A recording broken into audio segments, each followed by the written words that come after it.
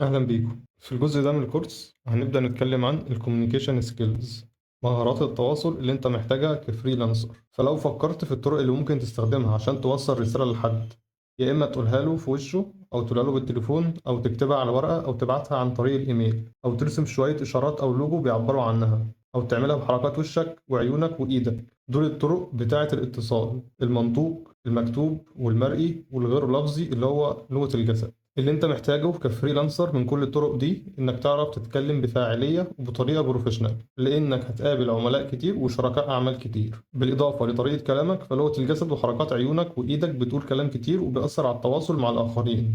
طبعا مش هيكون في مهمة ليك او معاك الا وهتتواصل فيها برسالة مكتوبة، فلازم تدرب نفسك كويس قوي على تجنب الاخطاء اللي ممكن تأثر على كتابتك. كفريلانسرز محتاجين ندرب نفسنا على الكلام والتفاوض مع العملاء بشكل بروفيشنال. هنتحرك بسرعة بين شوية نقاط مهمة جدا عشان نتواصل بطريقة فعالة مع الآخرين.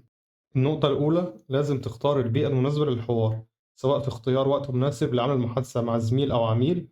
يعني تجنب الكلام في مواضيع مهمة وطويلة في نهاية يوم الشغل أو بالليل، لأن في ناس لما بيناقشوا مواضيع رئيسية زي الحسابات والتخطيط هيكونوا تعبانين جدا في الوقت ده. فالأحسن نأجل المواضيع دي ونناقشها الصبح عشان اللي بيتكلمه يكون صاحي ومستجيب ومركز معاك. وبالنسبة للإزعاجات، زي لو بتكلم حد في موضوع مهم، لازم ما يكونش فيه أصوات تزعج السامع، زي إن موبايلك يرن وأنت بتتكلم في حاجة مهمة. لو حصل كده مرة وموبايلك رن، ابتسم واعتذر عن الإزعاج، وبعدها وقف موبايلك فورا وما تسمحش بأي إزعاج خارجي يحصل ويأثر على تركيزك أو تركيز السامع.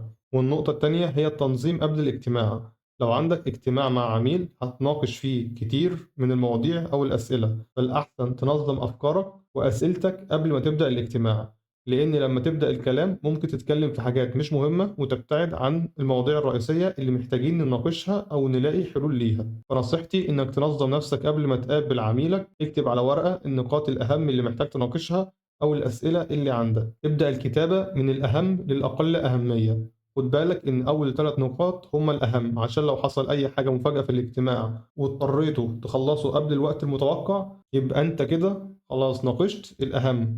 بالإضافة لكده، الأحسن إنك تتكلم في الكلام المهم في الأول، عشان الشخص اللي بتكلمه بيكون مركز معاك في الأول أكتر من الآخر. ومهما كانت نتيجة الاجتماع، سواء حققت توقعاتك أو لأ، لازم تخلص الاجتماع بشكل مهذب وتشكره على وقته وعلى رده. طريقة كلامك مهمة جدا عشان توصل المعلومات اللي عندك بطريقة واضحة. اختار كلمات بسيطة واضحة بدل التعقيدات. دايما لما تكلف حد بمهمة أو تاخد مهمة، مفيش مشكلة إنك تعيد التعليمات عشان تتأكد إنك أنت والسامع فاهمين نفس النقاط. الكلام بين اتنين متبادل، فلازم تحسن الاستماع للي قدامك. وكمان في نفس الوقت لما يكون بتتكلم لازم تديله رد فعل إنك بتسمعه بتركيز، زي إنك تقول مثلا أنا معاك طبعا، دي حاجة سعيدة، ده فعلا صعب جدا. حتى التعبيرات البسيطة اللي معناها إنك متابع معاه، زي أيوه تمام وصح، اللي يكمل فكرة إنك سامع كويس إنه مطلقا ما تقاطعش التاني وهو بيتكلم، لأن القطع في كلامه بيعني حاجات كتير، مثلا إن كلامي أهم من كلامك، أو مش مهم، أو أنا مش مهتم بأفكارك ورأيك، أو مفيش وقت عندي أسمعك. لو المشكلة إن سرعة أفكارك وكلامك أسرع من التاني ومش قادر تستنى يخلص كلامه، فلازم تفتكر إن سرعة كلامك وتعبيرك عن نفسك كإنسان مختلفة، ولازم تستنى التاني يخلص كلامه وبعدين تبدأ تسأل سؤالك. ولو المشكلة إن التاني بيتكلم في حاجات مش فاهمها، لازم تستنى يخلص كلامه وتسأله. ممكن نرجع للجزء الأخير اللي قلت عليه لأن مش فاهمه كويس. في حاجة مهمة جدا لازم تلاحظها في مهارات التواصل، وهي لغة الجسم أثناء الكلام. يعني حركات إيدك وعيونك ووقفتك والحاجات زي دي أثناء الكلام. خلي لغة جسدك واضحة، وحركاتك لازم تكون بطيئة وطبيعية من غير ما تقاطع التاني أو تديله إشارة غلط. استخدم إيديك بشكل مفتوح لما تيجي تتكلم، ده ليها تأثير إيجابي على التاني. على العكس، استخدام الإيدين بشكل مقفول ليه تأثير سلبي على الحوار، اللي ممكن يخلي التاني يرفض يكمل كلامه.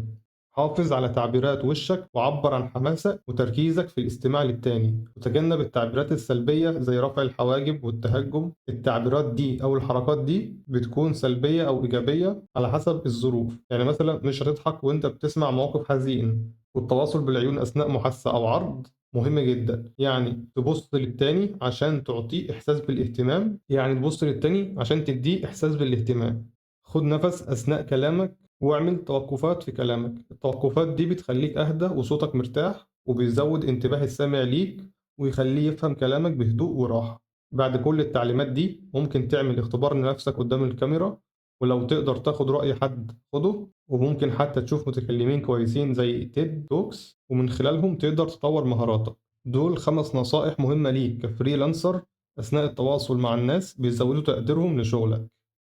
خليك سريع في الرد، كتير من العملاء بيمدحوك بس عشان ردك سريع على طلباتهم، ده بيوريهم انك مهتم بطلبهم وان البيزنس بتاعهم مهم بالنسبة ليك. لو اتأخرت عليهم هيدوروا على حد تاني يعمل شغلهم ومش هيحبوا يشتغلوا معاك تاني. في حالة لو جالك رسالة والرد بتاعها محتاج اكتر من 24 ساعة مثلا عشان تجمع معلومات او تاخد قرار، ممكن تبعت رد قصير على الرسالة وتقول انك قرأت الرسالة وهترد في اسرع وقت ممكن، او توضح سبب التأخير. وفي نهاية اي مكالمة صوتية او ايميل مكتوب لازم تقول للي بتكلمه الخطوة اللي جاية، يعني ممكن تتفقوا على موعد المكالمة اللي جاية أو أقرب موعد لتسليم جزء من المهمة. الكلام ده كله علشان مفيش حد بيحب يستنى من غير ما حد يحدد له ميعاد أو تاريخ، سواء ليك أو للعميل. في أي عرض مشروع أو عقد أو حتى إيميل عادي اتأكد إن كل التفاصيل النقاط المهمة موجودة وواضحة.